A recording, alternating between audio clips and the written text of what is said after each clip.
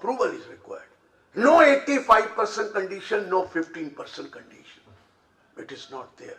The only condition in this case is filing of return is mandatory. You will have to file the return of income as per section 139 subsection 4 capital C. Return is mandatory, nothing else. No approval, no registration, no 8550, no tax audit, no other audit, statutory audit, absolutely nothing, but what is required is return of income. And let me tell you, if you do not file return of income, the penalty is not under section 271 capital F. The penalty is under section 272A subsection 2, which is rupees 100 per day for each day of failure till the default continues. Meaning thereby, if you delay it by 10 days, the penalty is 1,000. If you delay by 200 days, penalty will be 20,000. If you delay by 400 days, penalty will be 40,000. No audit, but penalty. But of course, you cannot file a return after the end of the 12 months after the end of the assessment year. So penalty will not stop. When 148 comes, penalty will be for all those number of days for which you have not returned, filed. So be careful. 90% of the people are not filing return of less than 1 crore, thinking their income is exempt. Absolutely right. Their income is exempt. No other condition, but there is a condition given under section 139, subsection 4 capital C of filing a return which is mandatory. So be careful, you will be having a problem if you are not filing a return of income of such organization. Clear, sir? I'm not taking 1023C IV. Those are charitable trusts which used to be notified. Or 139 1023CV. They were also charitable religious trusts notified. I'm not doing. Now I'm taking 1023CVI, and I'm taking 1023CVI capital A. 6 is university, other educational institution whose gross receipt exceed 1 crore. 1 crore. 6A is hospital or medical institution whose gross receipt exceed 1 crore. Now wait a minute. This is 1023C, VI and VIA. Section 11, 12, 13 also include educational institution. And those educational institutions can claim exemption under section 11 and 12 instead of section 10 clause 23C. Are you getting my point? Because both sides there is education, both sides there is medical relief. So should I go for 1023C or should I go for 1112? And what are the conditions in 1023C and what are the conditions under 11 and 12?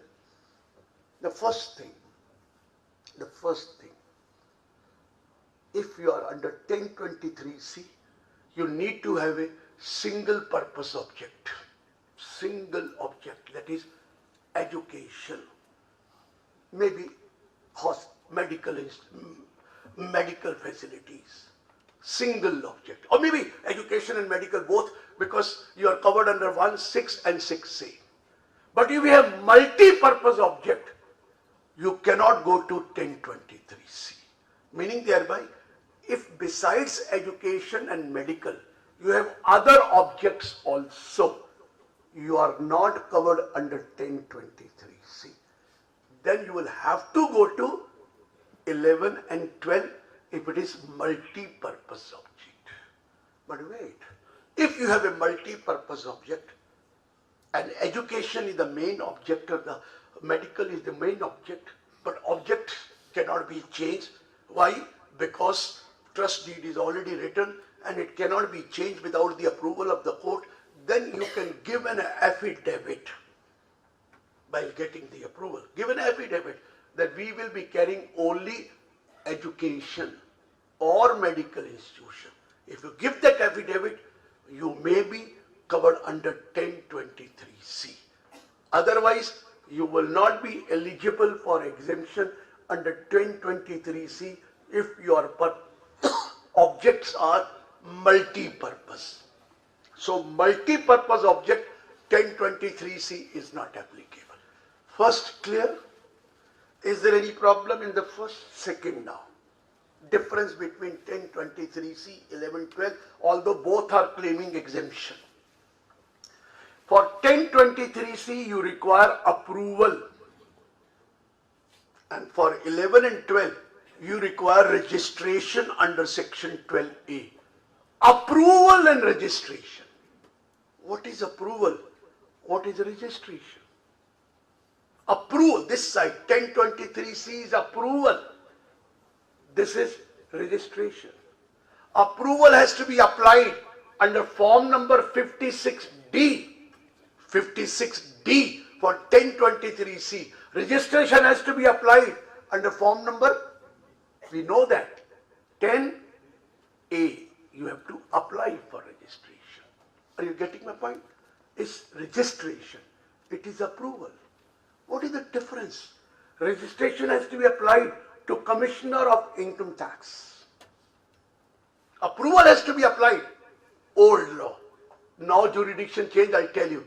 Approval had to be applied to Director General of Exemption or Chief Commissioner of Income Tax. Approval under 56D. But recently, the notification has come, the jurisdiction has changed. Now even for approval, you have to apply for Director of Exemption or Commissioner of Income Tax, which has been designated for this purpose. They have been designated.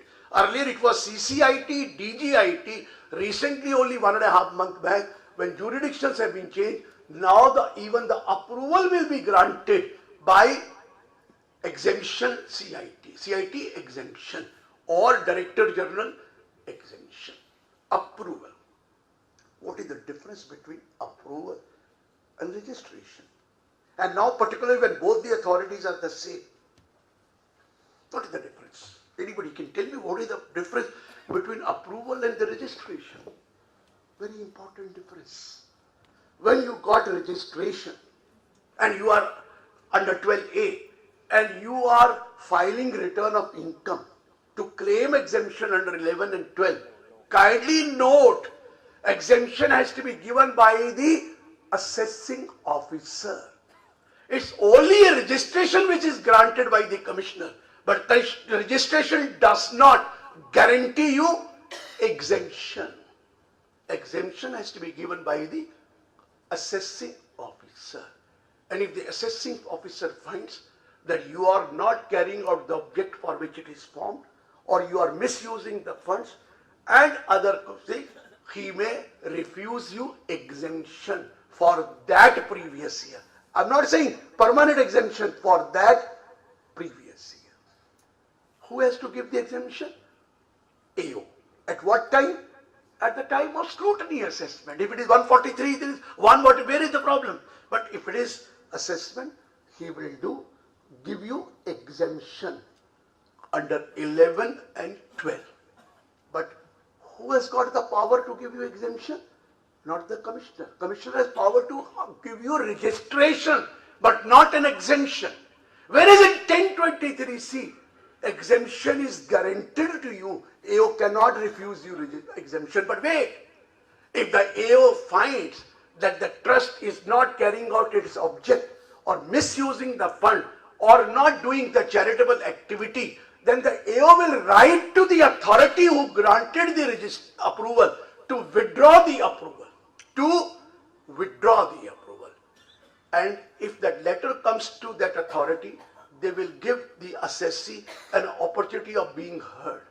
After giving an opportunity of heard, they may not withdraw the approval, or he may withdraw the approval. If he does not withdraw the approval, AO is duty bound to give you exemption. And if he withdraws the approval, AO will have to refuse you the exemption. So the power is not in the hands of AO. AO can only recommend to whom?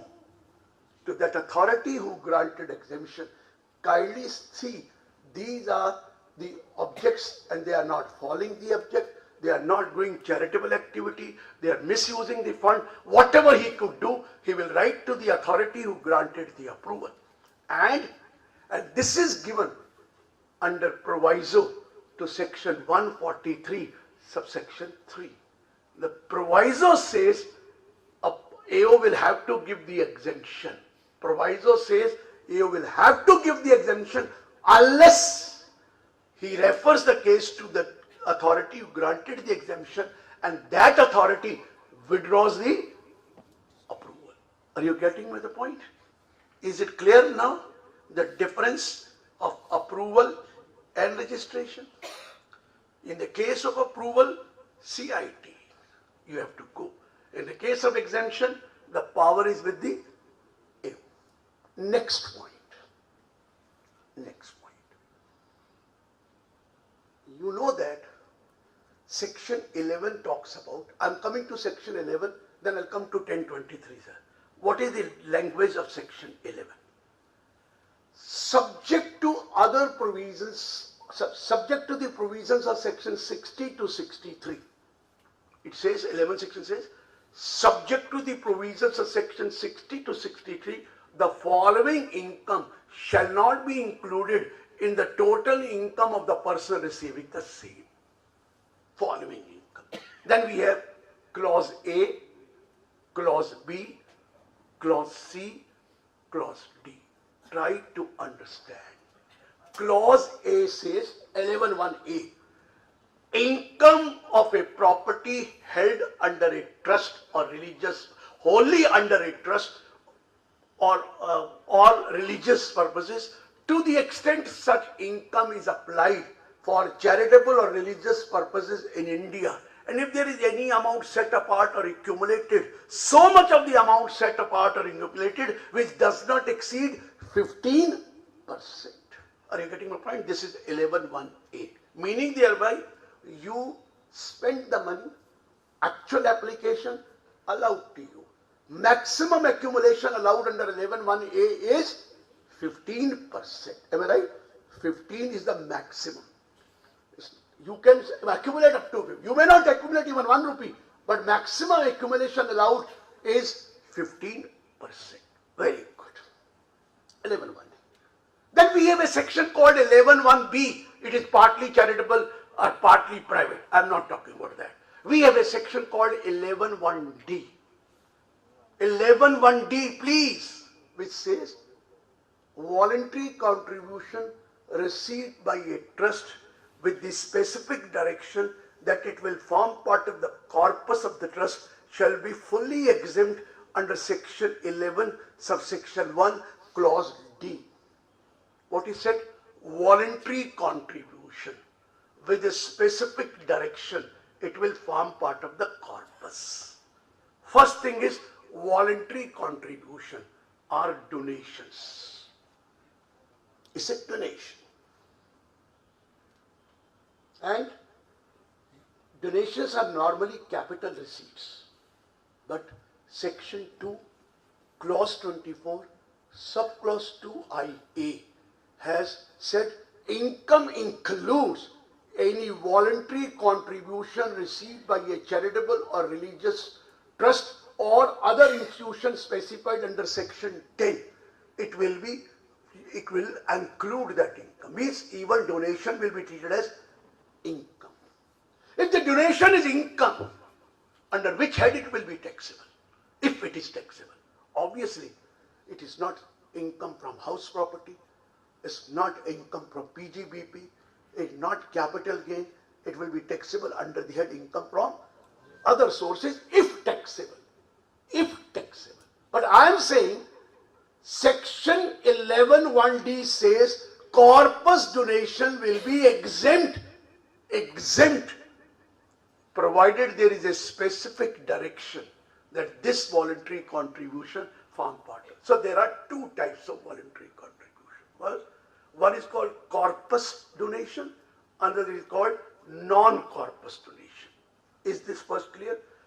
Corpus donation is there is a specific direction that this money will form part of the corpus of the trust.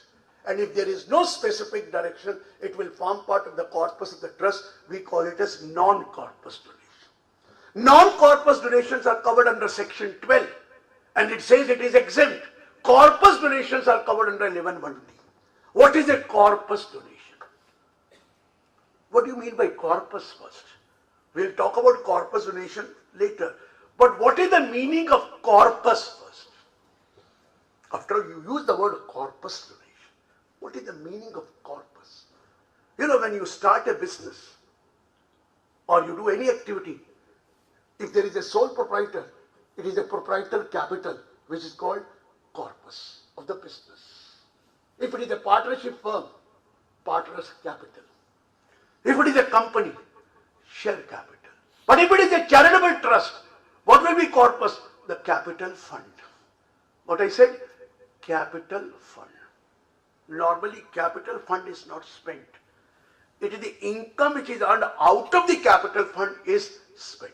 So, the corpus is nothing but the capital fund of the trust. Corpus. Now, you are saying there are two types of corpus donation. Please, two types of corpus. General corpus, specific corpus.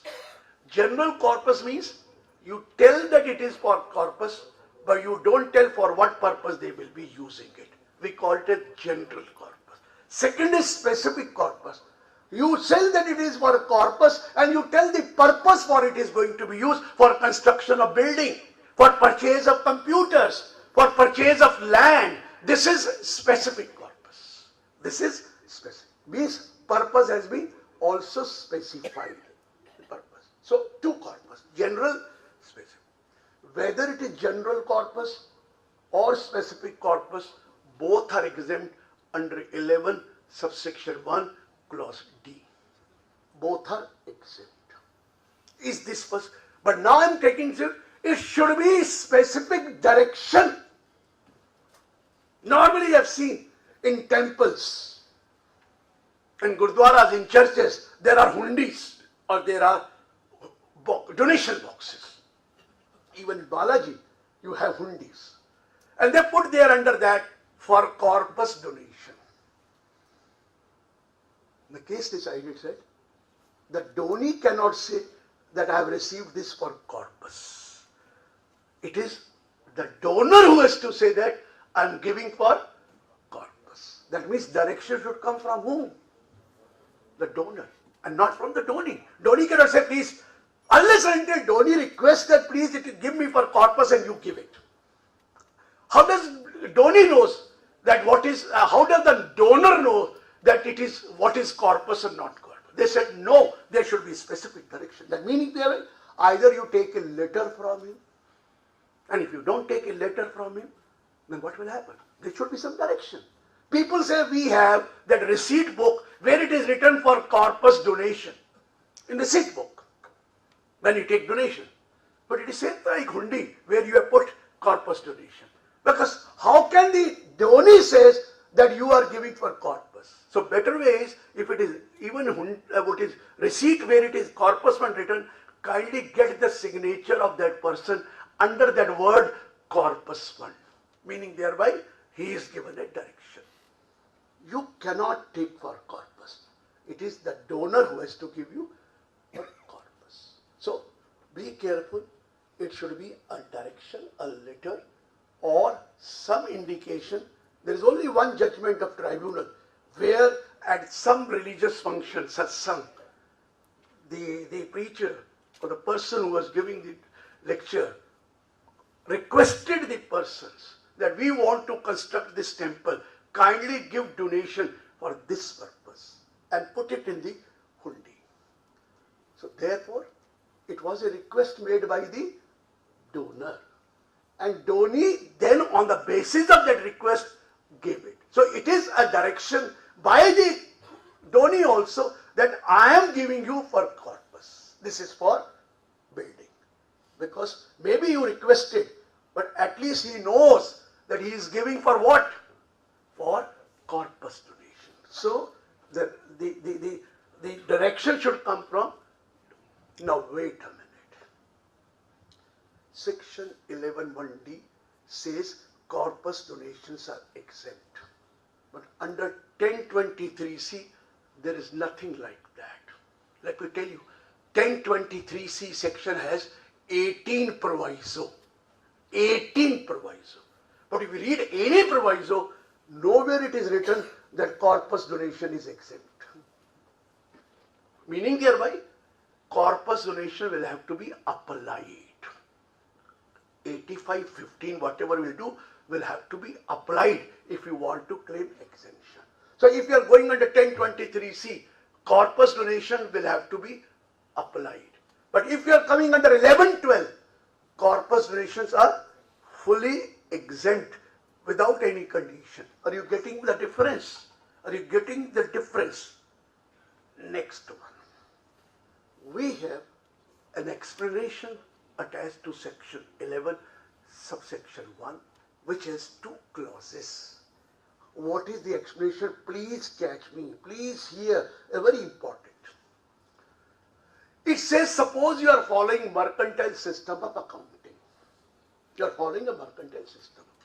There is an income which has accrued but not actually received during the year. It is accrued but not actually received during the year. Then that explanation says you can give an undertaking on a piece of paper that such and such income has been incorporated in my profits or income, but it has not been received during the year. I shall apply this income in the year in which I receive it or year following that. And if you give this undertaking, it is treated as deemed application. Although it is not applied, what is taken as deemed application? Application includes two things: actual application and second is deemed application. So you can give an undertaking on a piece of paper before the due date of filing the return of income that I am going to use this in the year in which I receive or year for. I take an example. You had 1 crore and you took a FDR of 5 years, compound interest, let's say 9%. You made a deposit of 1 crore. After the end of the year, let us not take it quarterly interest, yearly interest for the sake of convenience. After 1 year, 9 lakh will accrue. And because you are following mercantile system, you will take 9 lakh in your profit. But have you actually received it? It is compound interest. You have not received it. So you given an undertaking that this 9 lakh has already been treated as an income, but it has not been actually received. I will spend the income. Which year?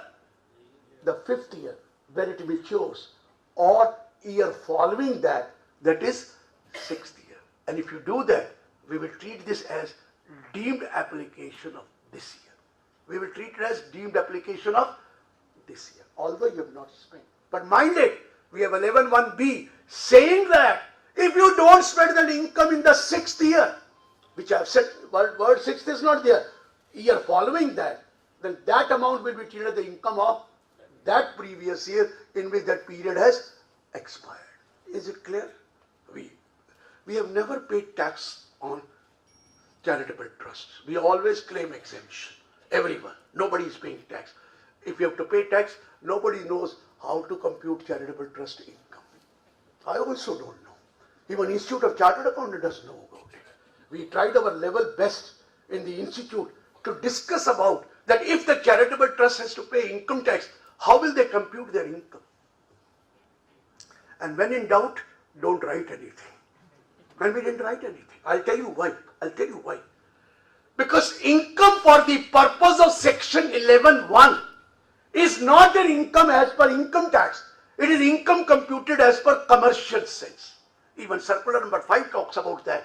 That whenever you are calculating, what does it say? Subject to the provisions of 60 to 63, the following income would not form part of total income. It does not say income computed as per income tax act. Following income. What do you mean by income? Income is your income computed in commercial sense. Because suppose that trust has given a property on rent and received rupees 2,40,000 as a rent. Is it income? No, it is gross receipts. Rent is not income, it is gross receipt. How do you compute income? What do you mean by income? Income is gross receipt minus all expenditure incurred in earning that income. Am I right or wrong? It's a difference between gross receipts and income. Gross receipt is 2,40,000. But is income 2,40,000? Income is not 2,40,000. It is minus the expenditure incurred on repairs, on municipal taxes, etc. Because you have earned income of 2,40,000 by incurring an expenditure of municipal taxes, etc. That is income which is to be applied for charitable purposes. But if you come to taxability, if it is income from house property, will you be allowed actual expenses? There you will be allowed 30% standard deduction. Am I right or wrong? They will be allowed 30% standard. So meaning thereby, if it is to be applied for charitable purposes, you have to compute income in a commercial sense. But if you have to pay income tax, you have to pay income tax on the basis of income under the head house property. So I don't know how to calculate that income. Because when I claim exemption, commercial sense. When I pay tax, it is as per Income Tax Act. How can it be possible? So we have never paid tax. We have always claimed exemption. So where is the difficulty? Difficulty will only be when it becomes taxable. Even they don't know. They had prepared form number 7 earlier, requested us to kindly get it changed. I said, please let me know how to fill up that form first. Then we will hire. Earlier form I'm talking about. Now it is electronic. It's still not very clear. But we used to fill up that form in physical form as per income and expenditure attached and income total exempt. We never filled up that form. We didn't know how to fill up that form. We only used to give the audit report under form 10B or now. That is all. Otherwise we don't know. Still nobody knows. And whatever we fill up they accept it because they also don't know how to compute it. So they are, yes sir. But in section 11 to 13, wherever the deposit is not put or wherever the investment is not applied, wherever the 85% is not applied, it will be deemed as income, it will be taken as income, it will be taken as income. Wherever they say that what is that income? It will be deemed as income. Sir, wait sir. And what is that income? Wait sir. Exemption is 15, right? And whatever you have applied. Correct? This is the law. Exemption is 15 which you accumulate. And second is whatever you applied during. What is application? I'll tell you that. But when you have to pay tax, can you pay tax without allotting a head of income? You have to compute your total income for paying tax under 4 heads. Am I right or wrong? And what are the 4 heads given to us? House property, PGPP, capital gain, other sources. Can you put all income under other sources? Can you put rental income under other sources? No, it will have to be shown as house property. So wait and watch. Let me complete. And still you will not be able to understand, I'm assuring you. Don't worry. Let us come to that. I'm telling the section itself says it will be taken as income, it will be deemed as income, it will be taken as income. Sir, wait and watch. Now I am putting a question to you. 15% you have to accumulate. 15% of what? Tell me first this. 15% of what? Is it gross receipt? Gross. Where it is written, sir? It is 15% of the income. Is income gross receipt? Is income gross receipt? Everybody is doing 15% of gross receipt. And you are getting it done. But it's absolutely wrong. It's absolutely wrong. For donation, there may not be any expenditure to earn that income. But for all other, there is an expenditure to earn that income. Am I right or wrong? Tell me.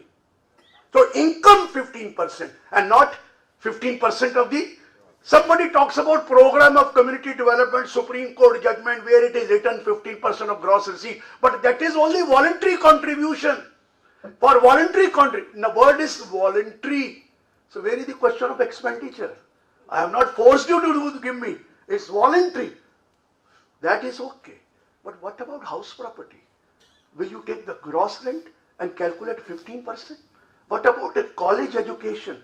Will the gross receipt or fee which you have received, you will take 15%? You are taking 15%, but that is wrong. Please read now guidance note of the Institute of Chartered Accountant of India, and they very clearly said income would be after deducting the expenditure in earning that income. I'm not talking about expenditure as per income tax act. I'm not talking about expenditure as per income tax. Expenditure incurred in earning that income. Salary to the teachers, is it not an expenditure to earn the fee? Is it not an expenditure? Repairs of the building is not an expenditure to earn the fees. Am I right? But free scholarship given, is it an expenditure to earn that income? No, that scholarship is an application of income. Free uniform given, it is an application of income. Free books given, it is an application of income. But when you are giving salary to the employees who are teaching, is it not an expenditure to earn that income? So 15% should be after deducting the expenses which have been incurred by you in earning that income. But how many of you are doing it here? They're all taking 15% of the gross. The only one hand raised. Are you noticing the point? It is 15% of gross receipt is absolutely wrong. But please continue to do that. Otherwise the others will be put into difficulty. I'm telling you it is wrong. Read your guidance note. But we don't give guidance note to the department. We have said that it is income and not the gross receipts. That everybody is doing gross receipts. Am I right, sir? Now, will you agree or not? Do you agree to this point or not? Just now, before that, I told you it is income. Will gross receipt be an income? Tell me, for heart of heart, is gross receipt an income? Income is after incurring the expenditure, direct expenditure, in earning that income. But we are not doing. So, let us not talk about that. We have many issues in trust also. The first is the 15%. Clear? I can proceed? Coming. Yes?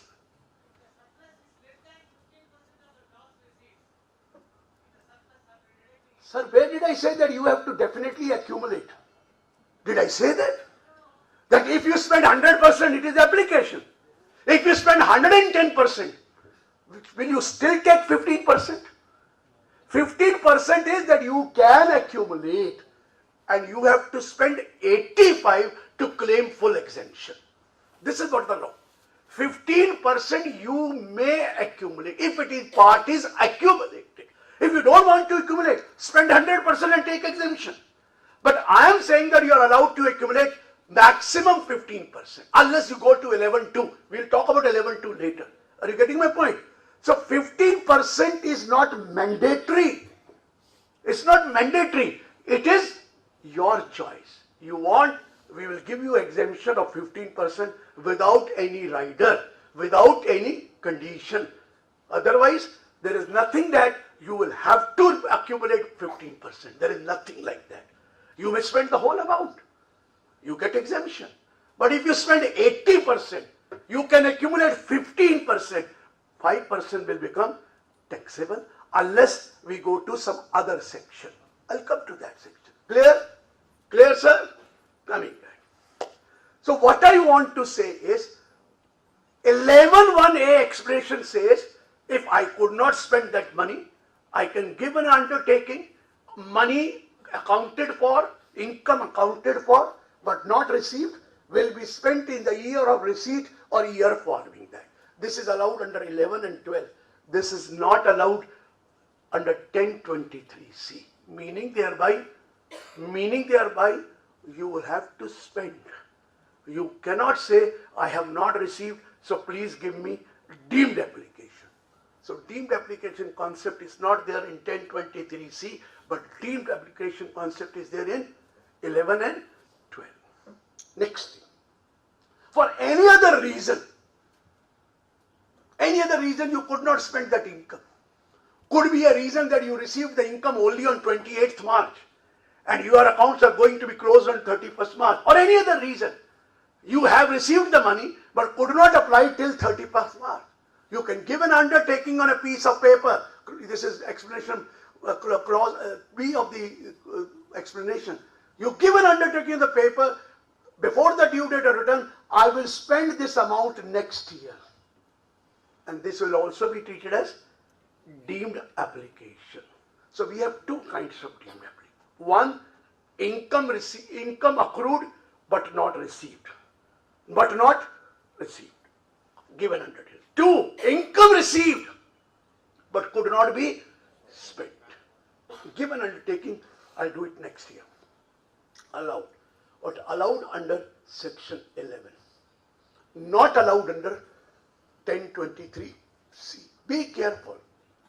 In 1023C, even if income is not received, you will have to spend to claim exemption. Is it clear? Is it clear? So corpus donation exempt under 1112, corpus donation not exempt under 1023C. Not exempt. Now coming to 11.2. If you could not spend 85%, because 15 you can accumulate. If you could not spend 85%, you may give an undertaking in form number 10, am I right? Before the due date of return, give the purpose for which you are going to be accumulated, maybe one, maybe many, multiple objects for which you are going to be accumulated, and the maximum period of accumulation, which as per the law is allowed these days, 5 years. So I will always apply 5 years. Why should I apply 2 years? And then again I will have a problem. So in the very beginning you should apply for 5 years. And put that money, there is a restriction under 11, in a mode given under section 11.5. That means that money cannot be spent for any other purpose. It will have to be earmarked and put it under 11.5.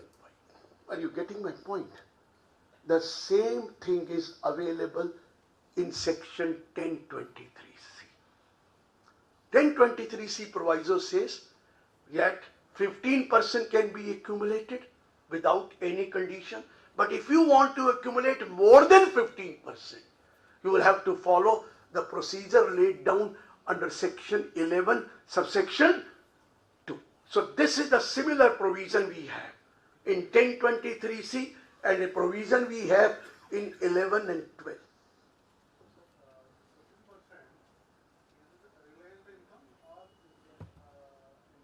Income. I'll give an example. Everything will be clear. Suppose my gross receipts, including corpus donation, this year is 2 crore 20 lakh. 2 crore gross receipts, including corpus donation. Or I'll say, from gross receipt I'll say income, including corpus donation 2 crore 20. After expenditure, 2 crore 20 lakh. Since corpus donation are 20 lakh, 100% of corpus donation will be exempt. So take out 20 lakh from 2 crore 20, exempt. The balance left with you, 2 crore. If you don't want to spend whole amount, 15% immediately allowed. Of what? 2 crore, 2 crore, 2 crore. Including that which you have received, which you have not received, 30 lakh. Done? Now what is left? 1 crore 70 lakh. What is deemed application? Suppose in this 1 crore 70 lakh, 10 lakh is the interest which you have not received but accounted for. So deduct this 1 lakh, 10 lakh as deemed application. Left with 160. Am I right? Actual amount spent during the year for application is 1 crore 20 lakh. Take that exemption. Left with you 40 lakh. Am I right? 40 lakh. You have two alternatives. Say I'll apply next year. But that alternative is only under section 11. Explanation. It is not under 1020.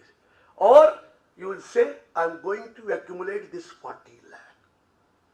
I'll give an undertaking under form number 10A, give the purpose for which it is accumulated and period for which it is going to be accumulated, and I'll put it under 11.5. I'll get 40 lakh exemption also. Under 11.2. The same is the position under section 10 clause 23C. Are you getting my point? Pardon me? No, sir.